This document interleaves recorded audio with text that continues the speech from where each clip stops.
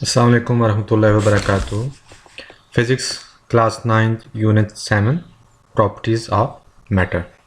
इस चैप्टर के अंदर हम kinetic molecular model of matter को पढ़ेंगे, fourth state of matter plasma के बारे में पढ़ेंगे, डेंसिटी क्या होती है और सॉलिड लिक्विड और गैसेस की डेंसिटी को आपस में कंपेयर करेंगे, प्रेशर की टर्म को समझेंगे और प्रेशर जो है वो फोर्स और एरिया के चेंज होने से कैसे वेरी करता है, एटमॉस्फेयर कैसे प्रेशर एग्जर्ट करता है और कैसे एटमॉस्फेरिक प्रेशर की वजह से एक कंटेनर, एक ट्यूब के अंदर लिक्विड की हाइट जो है वो कम या ज़्यादा होती है,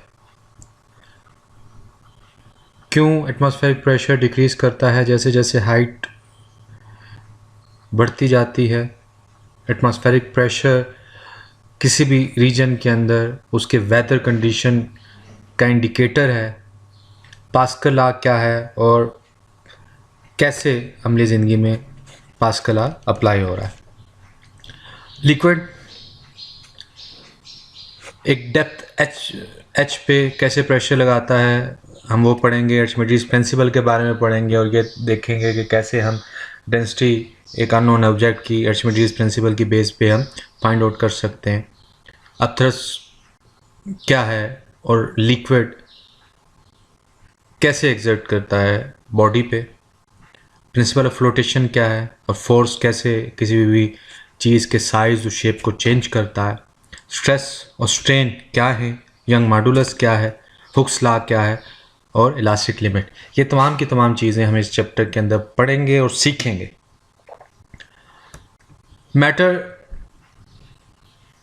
वो ऑब्जेक्ट होता है जिसका कोई भी वेट हो और वो स्पेस ऑक्यूपाई करती हो। मैटर तीन सूरतों के अंदर मौजूद है, सॉलिड, लिक्विड और गैस। कुछ प्रॉपर्टीज़ के अंदर ये एक दूसरे से मुवासलत रखते हैं, लेकिन बहुत सी प्रॉपर्टीज़ ऐसी हैं जो एक मैटर की दूसरी मैटर से मुख्तलिफ हैं। सॉलिड की एक शेप है जबकि लिक्विड और गैस की कोई शेप नहीं। सॉलिड लिक्विड का एक डेफिनेट वॉल्यूम है लेकिन गैस का कोई वॉल्यूम नहीं है। इसके अलावा मैटर डिफ़र करता है in term of hardness, density, solubility, electricity और कंडक्टिविटी की बेस पे। और काइनेटिक मॉलिक्यूलर मॉडल हमें इस चीज़ मैटर की इन प्रॉपर्टीज़ को समझने में मदद देता है। काइनेटिक मॉलिक्यूलर मॉडल क्या है? काइनेटिक मॉलिक्यूलर मॉडल ये कहता है कि matter is made of particles called molecules. The molecules remain in continuous motion and molecules attract each other.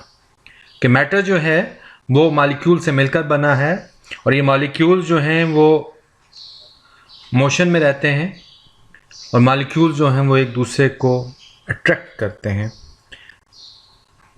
और सॉलिड और काइनेटिक मॉलिक्यूलर मॉडल जो है वो three state of matter, solid, liquid और गैस को एक्सप्लेन करने के लिए इस्तेमाल होता है। सॉलिड की बात की जाए तो सॉलिड के अंदर जो मॉलिक्यूल्स हैं वो स्ट्रांगली बॉन्ड हैं और वो अपनी ही जगह पे वाइब्रेट करते हैं। उनके दरमियान फोर्स ऑफ अट्रैक्शन बहुत ज़्यादा स्ट्रॉन्ग है जिसकी वजह से इनका एक फिक्स शेप और एक फिक्स वॉल्यूम है। सॉलिड के अंदर स्टोन आता है, आयरन है, पेंसिल है, मेटल स्पून है, ये तमाम की तमाम जो हैं वो एग्जांपल्स हैं सॉलिड की। लिक्विडिटी की अगर बात की जाए तो एज़ कम्पेयर टू सॉलिड इसके मॉलिक्यूल्स के दरमियान डिस्टेंस ज़्यादा होता है, फोर्स ऑफ अट्रैक्शन भी इसके मॉलिक्यूल्स में सॉलिड की निस्बत कम होती है। लिक्विड के मॉलिक्यूल्स भी अपनी ही जगह वाइब्रेट करते हैं लेकिन ये रिजिडली एक जगह पे नहीं रहते।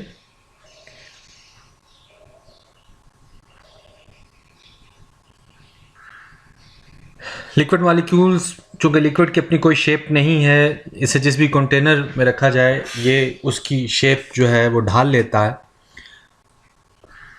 गैस की ना फिक्स शेप है ना फिक्स वॉल्यूम है। ये भी जिस भी कंटेनर में रखा जाए ये उस कंटेनर को फिल कर देता है। रैंडम मोशंस हैं इसके मॉलिक्यूल्स की और वेलोसिटी हाई है।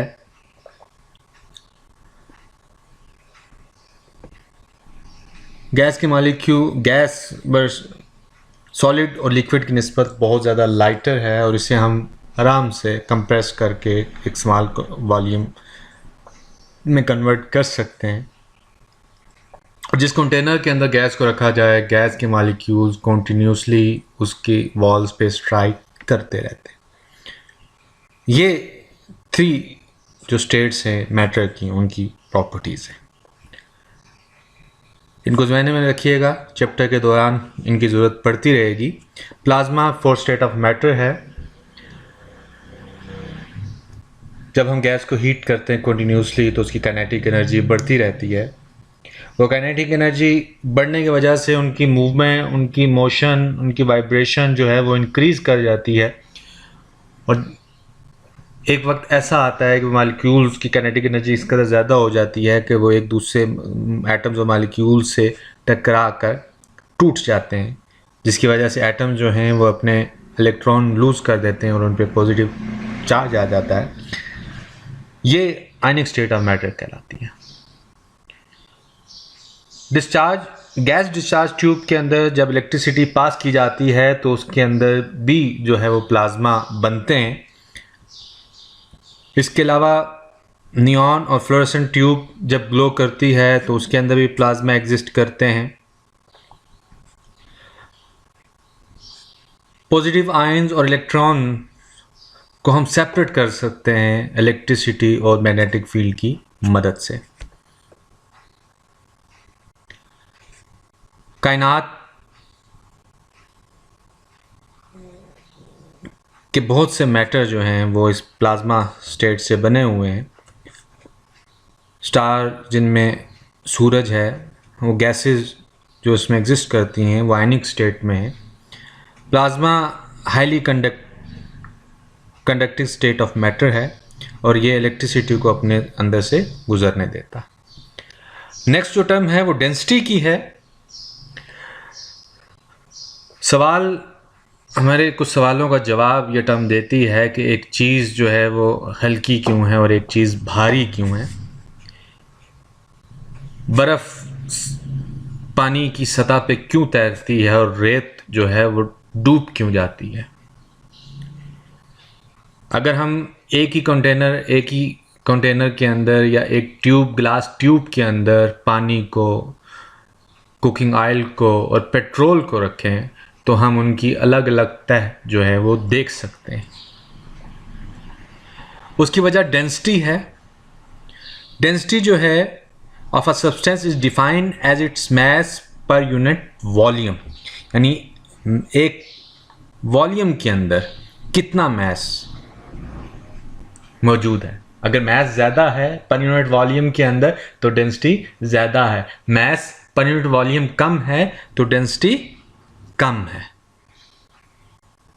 और यही वजह है कि पेट्रोल की डेंसिटी 800 है, गैसोलीन की 920 है और वाटर की 1000 kg पर मीटर क्यूब है। इन तीनों चीज़ों को जब हम ग्लास कंटेनर के अंदर जब डालते हैं तो सबसे ऊपर हम पेट्रोल को देखते हैं, उसके बाद हम पेट्रोल और वाटर के दरमियान कुकिंग ऑयल को देखते हैं और सबसे एंड में पानी को देखते हैं। पानी सबसे नीचे इसलिए होता है कि उसकी डेंसिटी जो है वो कुकिंग ऑयल से ज़्यादा है और पेट्रोल कुकिंग ऑयल के ऊपर वाली सतह पे इसलिए होता है कि उसकी डेंसिटी कुकिंग ऑयल से ज़्यादा है। इसके अलावा आइस की डेंसिटी अगर वाटर के साथ कंपेयर किया जाए तो उसके अंदर भी डिफरेंस मौजूद है। आइस की डेंसिटी वाटर से कम है और यही वो वजह है कि बर्फ़ जो है वो पानी की सतह पर तैरती है। अगर हमें वॉल्यूम और मास पता हो तो हम किसी भी मटेरियल की डेंसिटी फाइंड कर सकते हैं। अगर एग्जांपल देखी जाए कि हमारे पास 5 लीटर पानी है जिसका वज़न 5 kg है, तो उसको फाइंड करने के लिए हम सबसे पहले लीटर को मीटर क्यूब यानी वॉल्यूम के अंदर जो वॉल्यूम की यूनिट है उसके अंदर कन्वर्ट करेंगे तो 1 लीटर जो है वो 10⁻³ मीटर क्यूब के बराबर होता है और 5 लीटर जो है वो 5 × 10⁻³ मीटर क्यूब के बराबर है। डेंसिटी ऑफ वाटर फाइंड करने के लिए मैस की जगह मैस की वैल्यू पुट कर देंगे 5 kg और वॉल्यूम की जगह वॉल्यूम की 5 × 10⁻³ मीटर क्यूब पुट करेंगे और जब हम सॉल्व करेंगे तो हमारे पास आंसर 1000 kg पर मीटर क्यूब आ जाएगा और इसकी मदद से हम डेंसिटी जो है वो किसी भी ऑब्जेक्ट की इस इक्वेशन से हम फाइंड कर सकते हैं अगर हमारे पास मास और वॉल्यूम गिवन हो। उसके बाद जो अगली टर्म है वो प्रेशर की है। प्रेशर को समझने के लिए अगर पेंसिल की एग्जांपल ली जाए तो ज़्यादा बेहतर रहेगी कि पेंसिल की टिप को अगर हम अपनी फिंगर से प्रेस करें तो टिप जो है वो अपना निशान हमारी फिंगर पर छोड़ देती है और उससे हमें काफ़ी पेन भी होती है। लेकिन पेंसिल की फ्लैट सरफेस पे जब हम प्रेशर लगाते हैं तो हमारी फिंगर जो है वो कोई पेन महसूस नहीं करती। उसकी वजह यह है कि टिप पे प्रेशर ज़्यादा है क्योंकि उसका यूनिट एरिया कम है। प्रेशर का जो फार्मूला है वो है फोर्स पर यूनिट एरिया यानी the force normally acting normally पर unit area on the surface of the body is called pressure.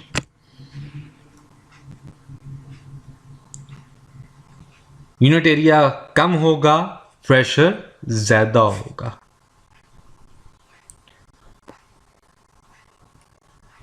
High heel का निशान अमूमन हम देखते हैं कि कारपेट पे ज़्यादा गहरा होता है। उसकी वजह यह है कि हील का जो एरिया है वो कम है बनस्बत एक फ्लैट शूज़ के। उसका निशान कारपेट के अंदर बहुत माइनर सा होता है। उसकी वजह यह है कि वो यूनिट एरिया उसका ज़्यादा है। ड्राइंग पिन की बात कर दी जाए तो ड्राइंग पिन को बोर्ड पे बड़ी आसानी से प्रेस कर किया जा सकता है। क्यों? क्या drawing pin with a blunt tip would be very difficult to push into the board due to large area of its tip.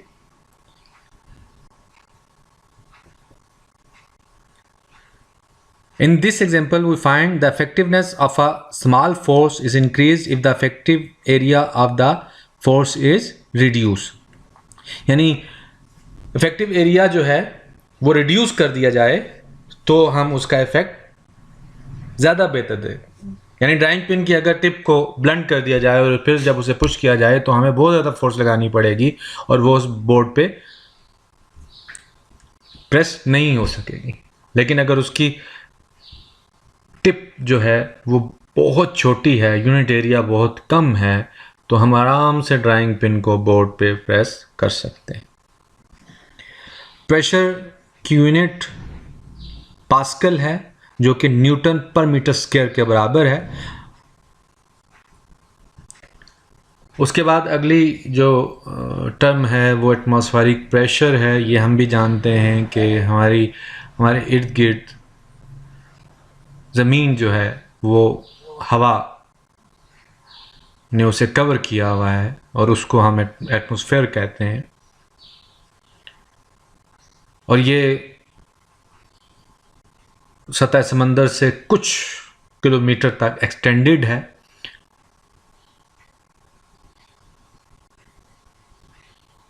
जिस तरह बहुत से क्रिएचर समंदर के अंदर बॉटम समंदर की तह में रहते हैं, इसी तरह ये कहना गलत ना होगा कि हम भी हवा एटमॉस्फेयर का जो समंदर है या हवा का जो समंदर है उसके तह में रहते हैं।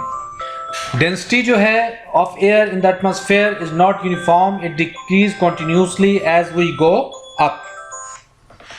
डेंसिटी जो है वो एयर की यूनिफॉर्म नहीं होती, जैसे जैसे हम ऊपर जाते जाते हैं ये डेंसिटी डिक्रीज करती जाती है और हम ये महसूस करते हैं कि हवा जो है, जो एटमॉस्फेरिक प्रेशर है, वो तमाम डायरेक्शन में अपनी फोर्स लगाता है, यानी प्रेशर लगाता है। एटमॉस्फेयर तमाम डायरेक्शन में अपना प्रेशर लगा रहा है। ये हम कैसे ऑब्जर्व करते हैं कि जब हम सोप से बबल्स बनाते हैं तो हम देखते हैं कि वो बबल्स उस वक्त तक एक्सपेंड करते हैं, फूलते हैं, जब तक उनका इंटरनल जो प्रेशर है वो एटमॉस्फेरिक प्रेशर के बराबर होता।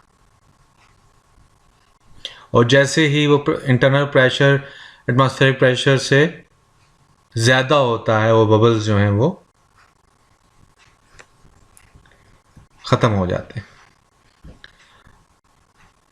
बबल्स की राउंड शेप ये बता रही होती है कि उस पर जो एटमॉस्फेरिक प्रेशर लग रहा है वो हर डायरेक्शन से लग रहा है, इसलिए उसकी जो शेप है वो स्फेरिकल शेप होती है।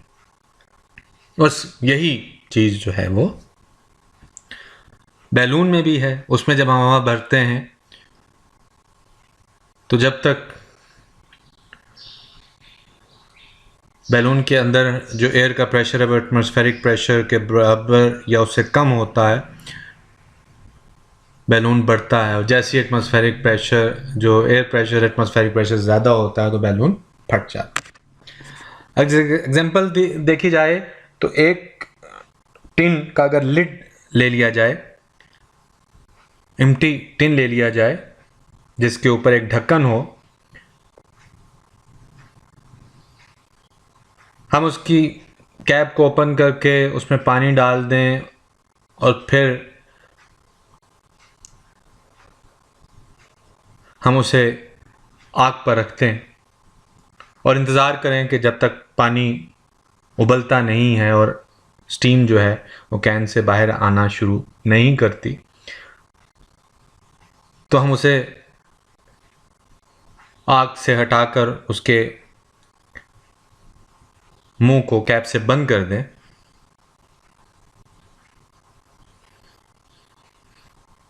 और फिर हम उस टीन को पे पानी फेंकें तो हम ये महसूस ऑब्जर्व करेंगे कि वो जो है वो टीन स्क्वीज कर जाएगा, यानी पिचक जाएगा। ऐसा क्यों होगा? उसकी वजह यह है कि जब हमने पानी फेंका तो जो स्टीम थी वो कंडेंस हो गई, यानी वो पानी में कन्वर्ट हो गई, जिसकी वजह से जो एटमॉस्फेरिक प्रेशर था टीन के अंदर वो डिक्रीज कर गया। चूँकि बाहर एटमॉस्फेरिक प्रेशर ज़्यादा था और उस अंदर कम हो गया तो फ़ौरन ही वो जो है एटमॉस्फेरिक प्रेशर जो था उसने उसको कंप्रेस कर दिया। यानी ये एक बेहतरीन एग्जांपल है जो हमें बताती है कि एटमॉस्फेरिक प्रेशर जो है वो हर डायरेक्शन में एग्जिस्ट कर रहा है।